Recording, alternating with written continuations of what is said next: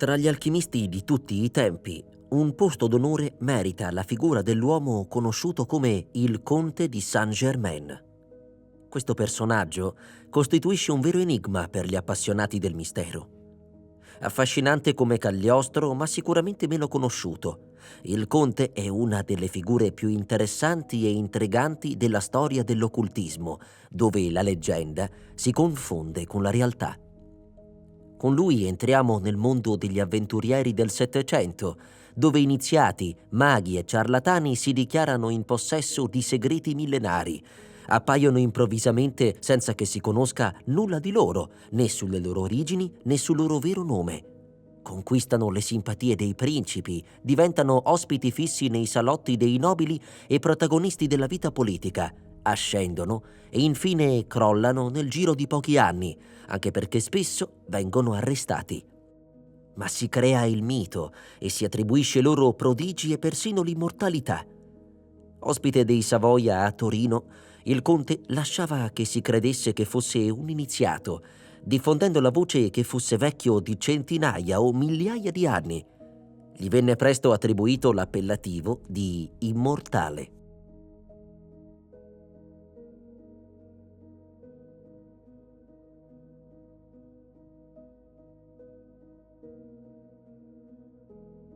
Il numero delle ipotesi riguardo le origini del conte infittisce il mistero.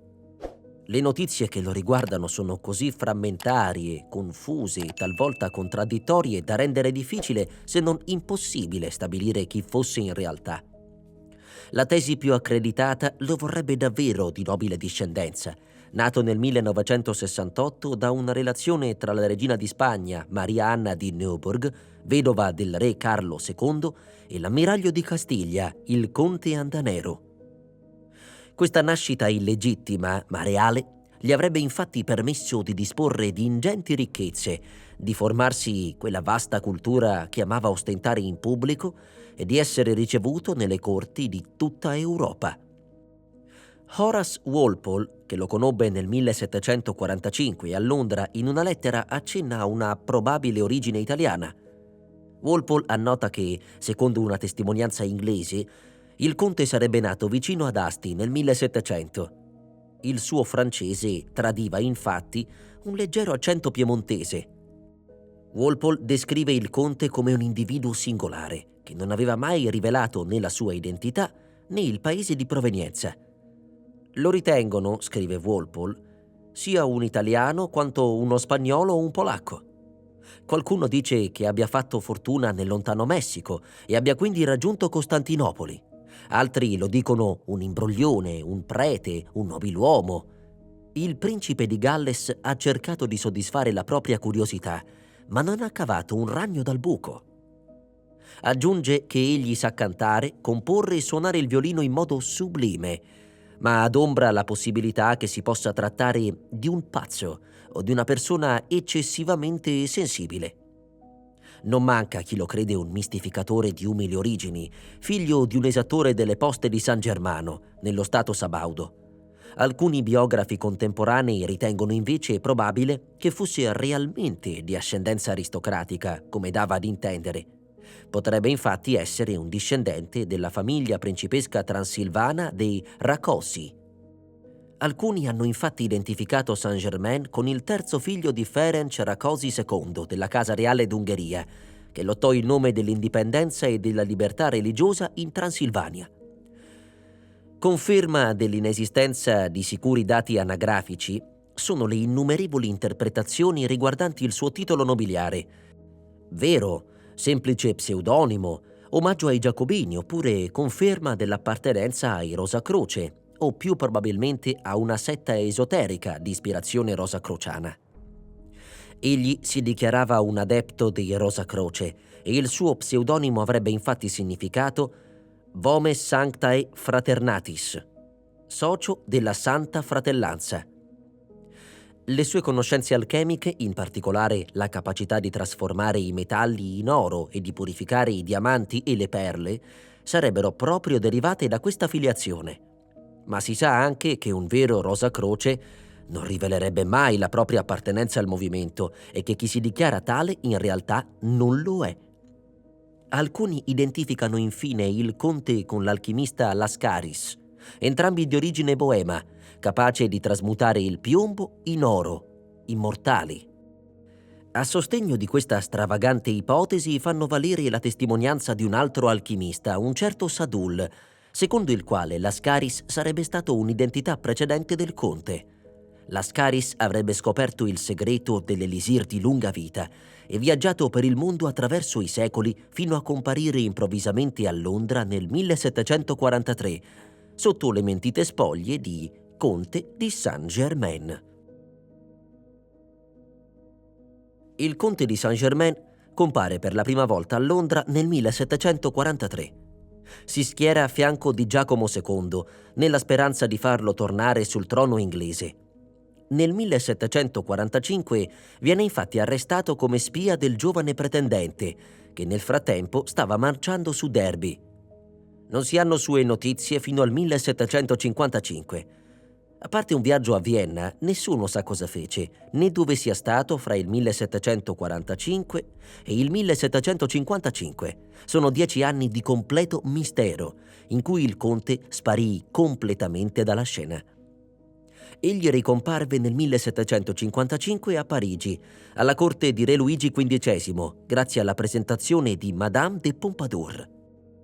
Prima di giungere alla corte di Francia, era stato a Vienna. Qui aveva incontrato il maresciallo di Belle-Île, che era affetto da alcuni fastidiosi malanni che aveva contratto in guerra. Il conte lo aveva guarito e il maresciallo, per gratitudine, lo aveva invitato a seguirlo a Parigi. Appena arrivato aveva soccorso una nobile donna avvelenata da funghi non commestibili. Dopo averla curata, era entrato nelle grazie di Madame de Pompadour, la favorita del re. Introdotto a corte, aveva affascinato in breve tempo le dame e gran parte dei cortigiani. Anche il re era rimasto favorevolmente impressionato dal suo carisma e dalla sua sbalorditiva cultura. Luigi XV volle mettere alla prova le doti paranormali del conte, che i nobili di corte gli avevano tanto elogiato. Il re da piccolo era rimasto impressionato dalla storia di un certo Dumas, ex procuratore dello Châtelet e dilettante alchimista, che era sparito dalla sua abitazione senza lasciare traccia. Egli aveva abbandonato di tutta fretta la casa dopo aver ricevuto la visita di un uomo misterioso su un vecchio ronzino ferito. Il conte sbalordì il re, citando non solo il nome esatto dell'uomo, ma anche rivelandone l'indirizzo: Rue de l'Hirondelle. Su insistenza del re, aggiunse alcuni particolari. Dumas era morto nel suo laboratorio sotterraneo, la cui unica entrata era una botola nascosta da alcune lastre mobili. Poi concluse che non poteva aggiungere altri dettagli. Se il re avesse voluto conoscere il resto della storia, avrebbe dovuto affiliarsi ai Rosa Croce. Non c'era lingua, antica o moderna, che il conte non conoscesse. Le cronache riferiscono che parlasse correttamente francese, inglese, italiano, spagnolo, portoghese, russo, polacco, latino, ebraico e arabo. Alcuni sostengono che conoscesse persino il sanscrito. Egli si sarebbe infatti recato fino in India, dove, conosciuti dei maestri indù, sarebbe stato da questi iniziato al sapere magico-alchemico. Lo scrittore ottocentesco Lascelles Wraxall, in Adventures Remarkables del 1865, riferisce del viaggio del conte in Oriente, sostenendole la natura iniziatica volta all'apprendimento dei poteri magici indù e alla ricerca del segreto dell'immortalità. Le testimonianze dell'epoca lo descrivono come un brillante intrattenitore. Robusto, si vestiva con semplice ma ricercata eleganza. Indossava spesso un abito viola scuro e una cravatta di satin bianco. Di media statura, aveva la fronte spaziosa, gli occhi penetranti e le forme aggraziate.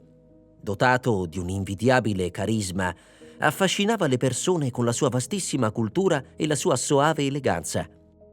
Gli bastava una sola rapida lettura di un libro per tenerne a mente il contenuto, ed era in grado di scrivere contemporaneamente con entrambe le mani su 2 fogli diversi qualsiasi cosa gli venisse dettata.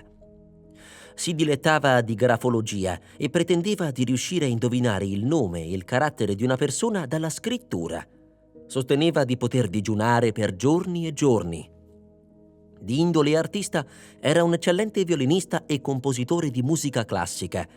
Ci ha infatti lasciato alcune sonate per piano e per violino, stampate poi a Londra dall'editore Weiss tra il 1748 e il 1760, e si dice pure apprezzate da Mozart e da Gluck. I suoi unici scritti che sono giunti fino a noi sono alcune lettere, 4 cantate in lingua inglese, una cinquantina di arie d'opera lirica in italiano, 6 sonate per 2 violini e 7 assoli di violino. Si narra che fosse apprezzato anche come pittore. Non mancavano però le accuse di ciarlataneria. Molti infatti diffidavano dei suoi racconti e ne deridevano i poteri e la presunta longevità. Alcuni lo detestavano, o per semplice invidia, oppure perché infastiditi dalla sua manifesta arroganza. Si poteva soltanto amare o odiare. La sua teatralità e il suo temperamento non davano adito all'indifferenza. Giacomo Casanova, che ebbe modo di conoscere il conte e di esserne rivale in amore, almeno in un caso accertato, ci ha lasciato un ritratto piuttosto acido di lui. Quest'uomo straordinario, re degli impostori e dei ciarlatani, affermava con la massima serietà di avere 300 anni, di conoscere il segreto della medicina universale, di essere il signore dei 4 elementi e di essere in grado di fondere i diamanti. A Parigi si iniziò ad attribuirgli miracolose guarigioni e veri e propri prodigi. Le sue doti di chimico influirono nel creargli la fama di alchimista. Si diceva che avesse scoperto la pietra filosofale. Egli aveva infatti elaborato numerosi procedimenti chimici per la tintura delle sete, la conciatura del cuoio, la preparazione di oli ed essenze. Non mancava la produzione di miracolose creme cosmetiche. Inventò inoltre un tè dal blando potere lassativo e alcune medicine dal dubbio potere, ma il cui valore allora veniva acclamato. Fu però la sua abilità nel manipolare i diamanti e di purificare le perle a diffondere la credenza che si servisse di tecniche alchemiche. Si racconta che egli avesse stupito la corte riuscendo a togliere una macchia da una gemma e aumentandone il valore da 6.000 a 10.000 franchi dell'epoca. Quando gli venne presentata la contessa von Verghi, il cui marito era stato ambasciatore nel 1710 a Venezia, l'anziana dama gli disse di ricordare il suo nome e gli chiese se suo padre fosse mai stato a Venezia. Si rammentava di aver conosciuto 50 anni prima un uomo di circa 40 anni che si faceva chiamare Saint-Germain. Il conte le rispose che era proprio lui quell'uomo che aveva conosciuto tanti anni addietro. La contessa replicò che era impossibile, perché l'uomo da lei conosciuto doveva avere all'epoca circa l'età che poteva avere il conte. Al che il conte aveva sorriso dichiarando: «Ma io sono molto vecchio», e aveva concluso adducendo numerosi particolari di quell'incontro in modo da convincere la dama che si fosse trattato proprio di lui. Si narra che allora la contessa, sbalordita e terrorizzata, lo avesse additato, sussurrando: «Ma allora voi siete il diavolo!» A questa accusa il conte, pallido e tremante, aveva abbandonato velocemente la sala. La leggenda riguardante la sua longevità era accreditata dal fatto che il conte sembrava non invecchiare mai. A distanza di anni aveva sempre lo stesso aspetto di un uomo sulla quarantina. Si diffuse perciò la convinzione che in Oriente egli avesse scoperto il segreto dell'eterna giovinezza e la capacità di trasformare i metalli in oro. Egli, d'altronde, non faceva nulla per negarlo e anzi, avvalorando le voci sulla sua presunta immortalità, ne approfittava per vendere alle dame di corte i suoi unguenti. Si arrivò persino a credere che egli avesse 4.000 anni. Cadeva spesso in catalessi. Al suo risveglio narrava di viaggi astrali in luoghi lontani. Era anche in grado di viaggiare indietro nel tempo e di riferire di uomini ed episodi passati. Questa sua presunta capacità può aver contribuito a tramandare la convinzione che fosse immortale. Egli descriveva infatti avvenimenti storici con una chiarezza e una dovizia di particolari da far pensare che li avesse vissuti in carne ed ossa. Un giorno Madame de Pompadour gli chiese di descrivergli Francesco I. Egli lo dipinse come un uomo testardo e molto orgoglioso, che rifiutava di seguire i suoi saggi consigli. Poi le riferì della bellezza di Maria Stuarda e della regina Margot. La dama, sorridendo, aveva azzardato che dai racconti del conte sembrava che li avesse conosciuti per davvero.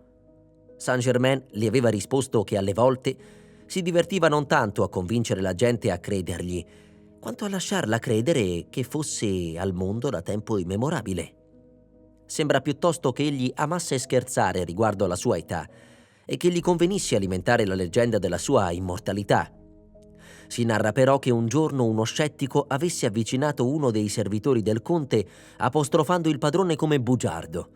Questi gli aveva subito risposto che era d'accordo, in quanto il conte raccontava di avere 4.000 anni, mentre a lui, che era al suo servizio da un centinaio d'anni, aveva rivelato di averne 3.000.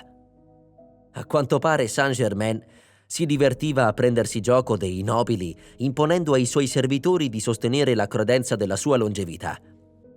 Un'altra volta il suo valletto personale, interrogato in pubblico su un avvenimento storico che il padrone non rammentava chiaramente, gli avrebbe risposto di non poterlo sapere, in quanto era al suo servizio soltanto da 500 anni.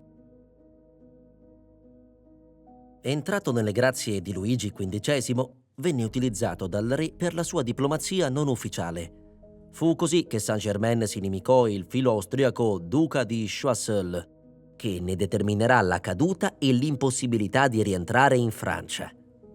Il duca, infatti, scoperta l'attività di spionaggio, fece arrestare il conte, che si trovava in Olanda per una missione segreta, con l'accusa di tradimento.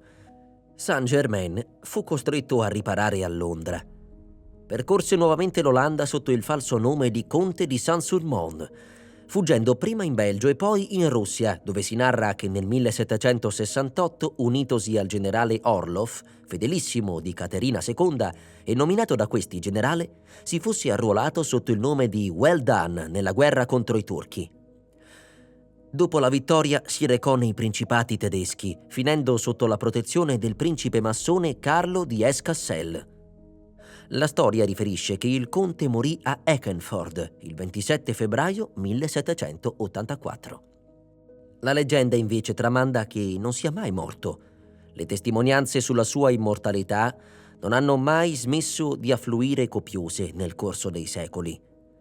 Già una settimana dopo il decesso si racconta che il principe Carlo di Hesse-Cassel, tornato da una lunga assenza dal castello, venuto a sapere della morte del conte, avesse fatto aprire la tomba per rendere l'ultimo saluto al suo ospite, o forse per controllare la veridicità della notizia.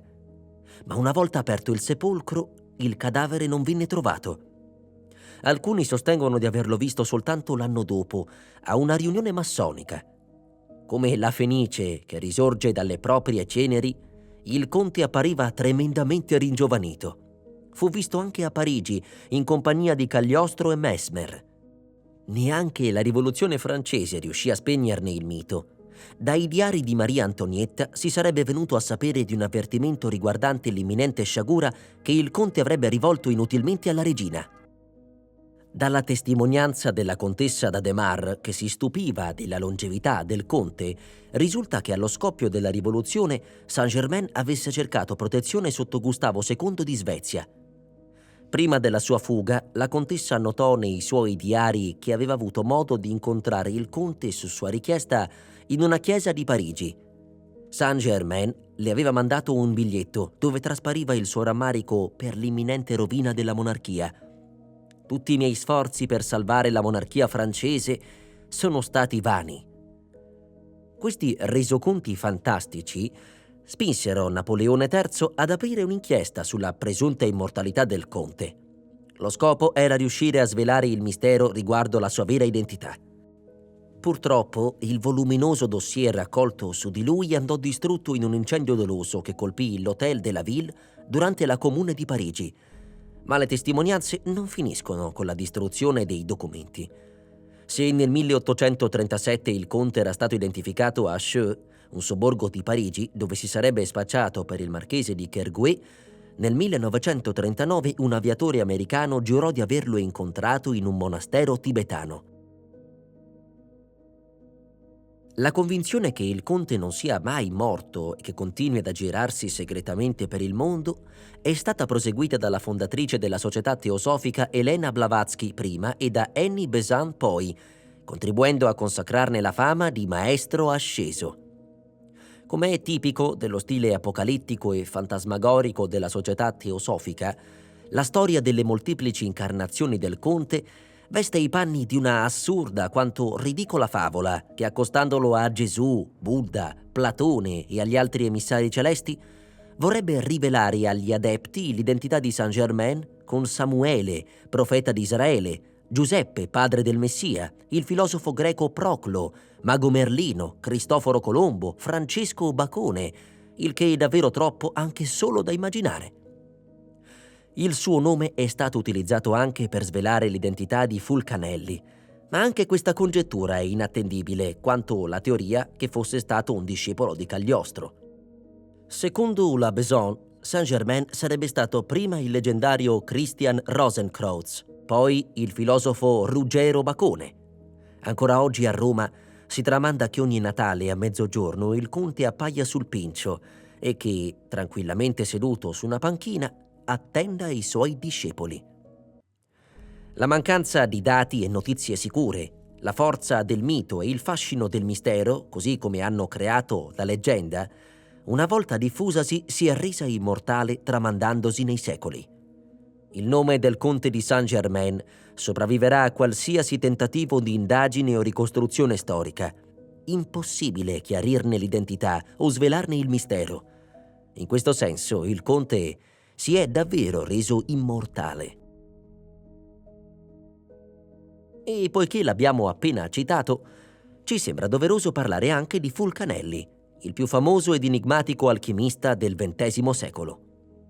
La sua fama leggendaria lo ritrae come il più grande iniziato del Novecento, autore di 2 opere tanto misteriose quanto controverse, che racchiuderebbero il segreto dell'elisir di lunga vita. Il nome di Fulcanelli uscì dai circoli esoterici specialistici parigini per acquisire notorietà internazionale grazie a Louis Pauwels e Jacques Bergier, che nel 1960, nel loro Il mattino dei maghi, contribuirono ad accrescere il mito dell'alchimista, rendendone immortale la fama. Le opere firmate col nome di Fulcanelli sono Il mistero delle cattedrali del 1926 e Le dimore filosofali del 1930, entrambe curate e introdotte dalle prefazioni del più famoso discepolo di Fulcanelli, Eugène Cancelier, che non rivelò mai la vera identità del maestro. Al momento della loro prima pubblicazione e per un trentennio circa, furono testi praticamente introvabili, in quanto stampati in numero di 250-300 copie, fino alla ristampa effettuata ad opera dell'Omnium Littéraire del 1957-58. Nel mattino dei maghi, Pauwels riferisce dell'incontro dell'amico Bergier con un alchimista. Bergier aveva ottime ragioni per credere che fosse proprio Fulcanelli.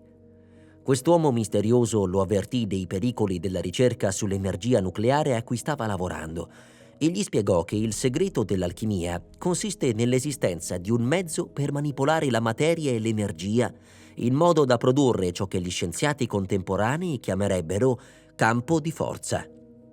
Questo campo agisce sull'osservatore mettendolo in una situazione privilegiata di fronte all'universo, punto dal quale egli ha accesso a realtà che lo spazio, il tempo e la materia abitualmente nascondono.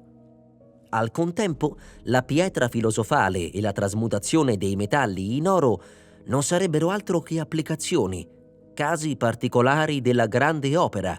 L'essenziale, infatti, non sarebbe la fabbricazione dell'oro, ma la trasmutazione dello sperimentatore stesso. Pauwels raccontò inoltre di aver incontrato anch'egli un alchimista al Caffè Procop nel 1953 e dopo una conversazione a proposito di Gurdjieff di averlo interrogato riguardo a Fulcanelli. L'alchimista gli avrebbe rivelato che Fulcanelli non era morto, sostenendo che l'alchimia permetterebbe di vivere infinitamente più a lungo di quanto si possa immaginare e di cambiare aspetto. Egli sostenne di saperlo con certezza per averlo sperimentato con i propri occhi. Allo stesso modo, confermò la realtà della pietra filosofale. Ma la data di nascita di Fulcanelli era stata collocata da Cancellier nel 1839. Se l'alchimista incontrato da Pauwels avesse avuto ragione, Fulcanelli nel 1953 avrebbe dovuto avere all'incirca 113 anni. L'anonimato dell'autore delle dimore filosofali e del mistero delle cattedrali sembrava opporre una resistenza a tutte le indagini degli studiosi, finché la ricercatrice Geneviève Dubois, sulla base di lettere, testimonianze e di una dettagliata e paziente ricerca all'interno dell'ambiente esoterico al quale apparteneva, ne ha svelato l'identità. Fulcanelli sarebbe stato in realtà Jean-Julien Champagne, alchimista, artista e pittore parigino, maestro di Cancellier, nato nel 1877 e morto nel 1932 all'età di 55 anni. Champagne avrebbe però goduto di una ventennale e feconda collaborazione con René Schwaller de Lubicz, esoterista ed egittologo, a cui avrebbe rubato l'idea e i manoscritti originali de Il mistero delle cattedrali e delle dimore filosofali, per dettarli all'ignaro Cancellier, che in buona fede li avrebbe fatti pubblicare nel 1926 e nel 1930. René Schwaller giunse a Parigi nel 1910, diventando un allievo di Matisse. A questo periodo risale il primo contatto con l'ambiente occultista parigino e l'incontro con Champagne. Quest'ultimo, appartenente a un circolo ermetico, aveva ritrovato nel 1913, all'interno di un raro esemplare degli scritti di Newton, un manoscritto di 6 pagine che stimò essere del 1830. Esso conteneva il segreto delle manipolazioni alchemiche che avevano permesso la realizzazione dei famosi colori blu e rossi utilizzati nelle vetrate della cattedrale di Chartres. Invano tentò di decifrarlo passando molte ore in laboratorio. Proprio in quel periodo decise di avvicinare Schwaller, conoscendo il suo interesse per l'alchimia e le sue conoscenze chimiche. Gli propose dunque la lettura del manoscritto e un'eventuale collaborazione. Schwaller ne rimase colpito e, nonostante non stimasse Champagne, decise di stipulare un accordo con lui. Schwaller avrebbe versato una somma mensile al pittore per la sua sussistenza, in cambio della quale Champagne avrebbe lavorato all'aspetto operativo. Il futuro egittologo avrebbe invece tentato di chiarire la teoria e Champagne, ottimo manipolatore di laboratorio, avrebbe condotto a termine gli esperimenti. Nel contratto era stata però stipulata una clausola. Qualsiasi cosa fosse successa, nessuno avrebbe dovuto sapere dell'esistenza di questo patto, alla cui conclusione si sarebbero separati senza rivelarne a nessuno l'esistenza e senza affrontare più l'argomento.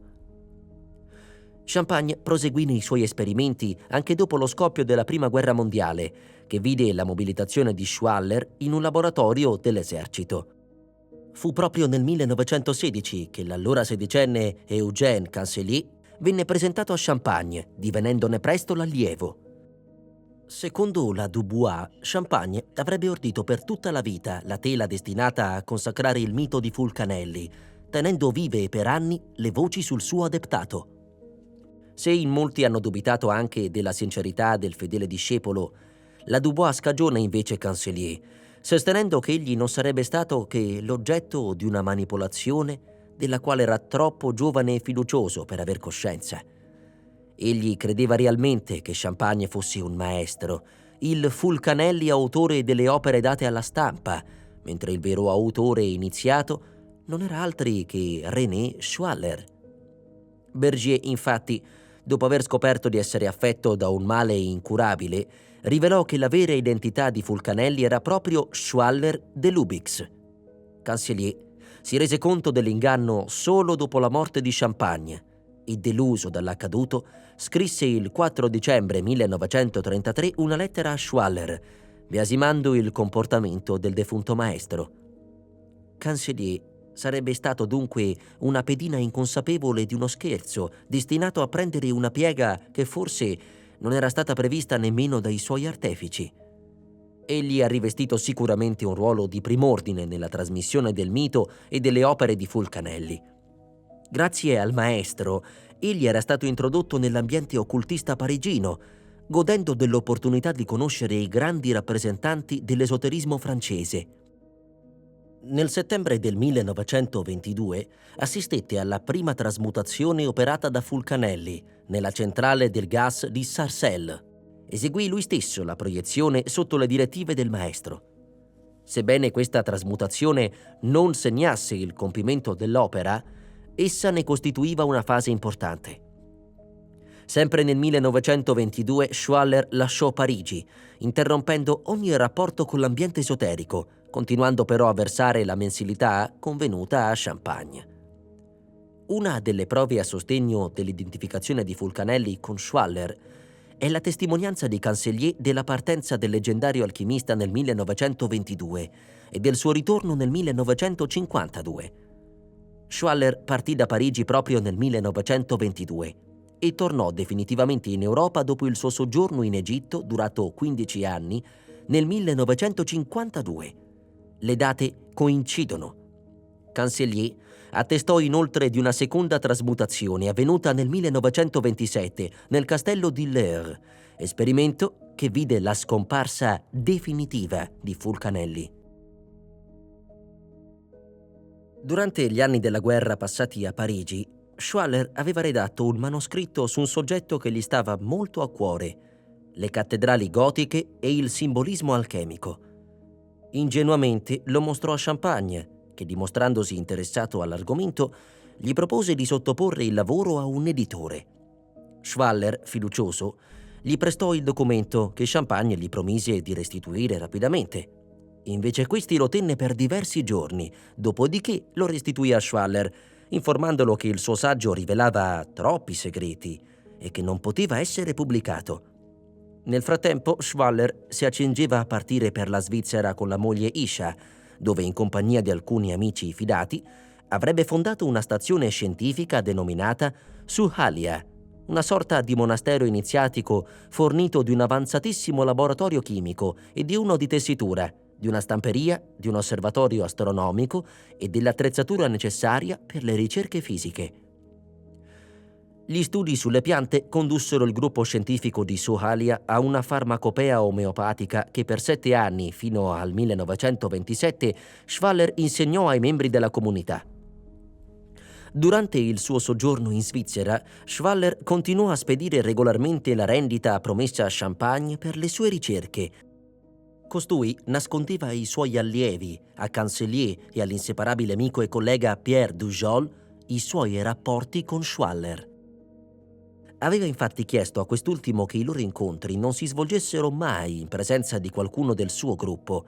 In questo modo nessuno poteva presentire che dietro agli scritti e le ricerche in possesso di Champagne si nascondesse invece la penna di Schwaller.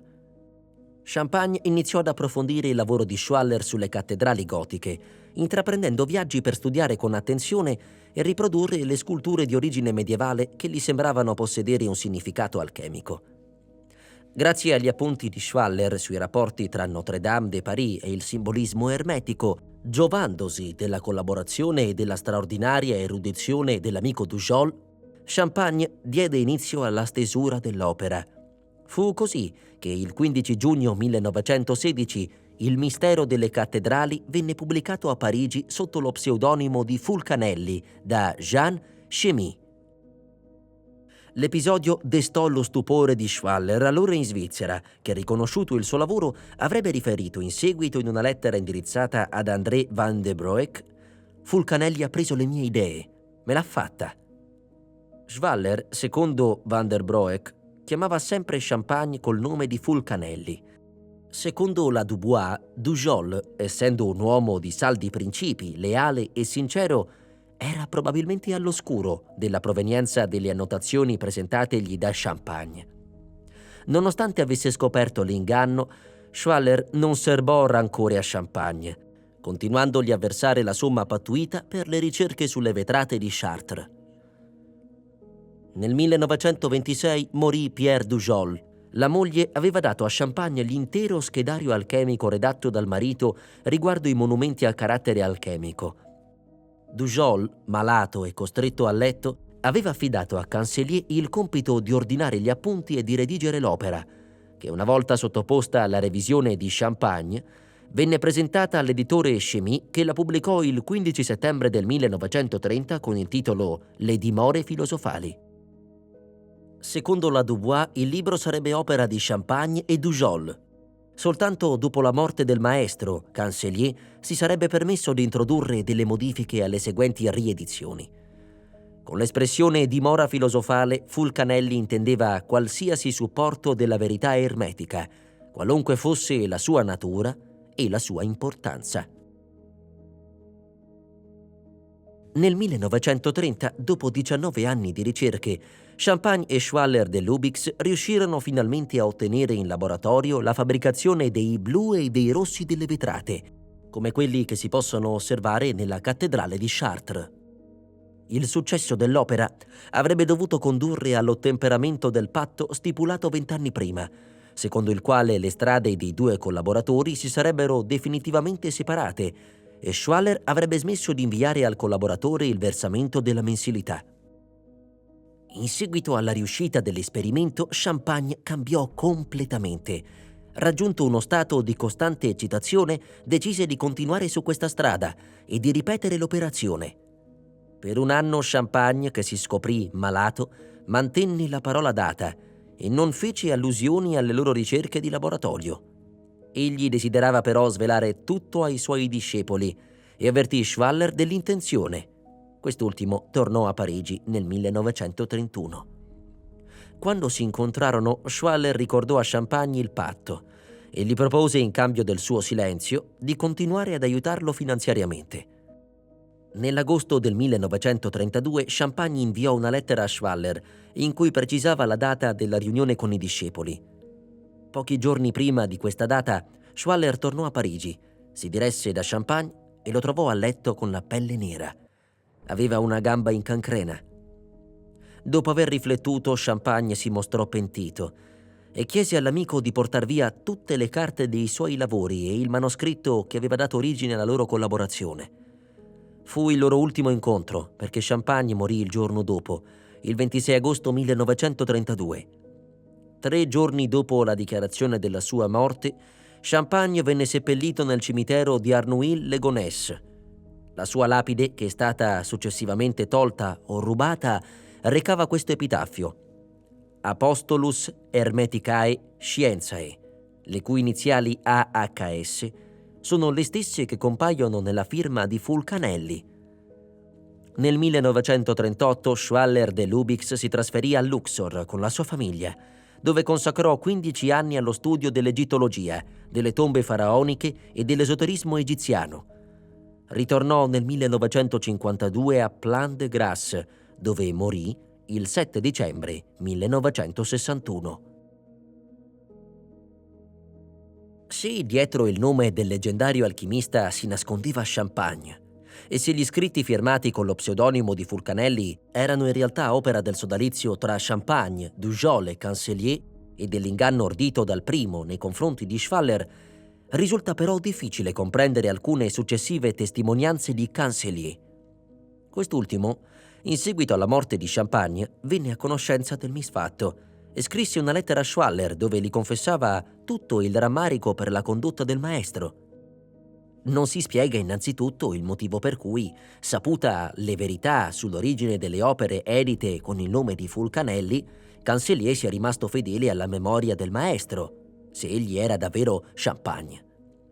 Scoperta la verità, avrebbe dovuto plausibilmente interrompere l'opera di promozione della fama dell'alchimista. Egli si dimostrò invece sempre fedele alla memoria di Fulcanelli e sostenne inoltre che egli non era morto. Nel 1953 Pierre Geyraud, nel suo L'occultismo a Parigi, racconta che nel 1936, 4 anni dopo la presunta morte di Champagne e durante un banchetto in occasione della festa del Sole e dei fuochi di San Giovanni, Cancellier rispose alla domanda dello scrittore Rosny circa la vera identità di Fulcanelli. Io non sono altro che il predatore. Champagne è solo il disegnatore e Fulcanelli è lo pseudonimo di un terzo personaggio, che per rispettare la regola del silenzio non posso definire altrimenti. Fulcanelli vive ancora. È stato inviato dalla Fratellanza Bianca per agevolare l'evoluzione dell'umanità. È un vero Rosa Croce. Si trova ora in Brasile, ora in Argentina, errando per il mondo alla maniera dei Rosa Croce di un tempo. Adesso è nel sud della Francia. È un vero maestro dai poteri straordinari. A questa dichiarazione si aggiunge la successiva testimonianza di Cancellier dell'incontro con Fulcanelli avvenuto all'incirca nel 1953, data che coincide con quanto riferito da Pauwels.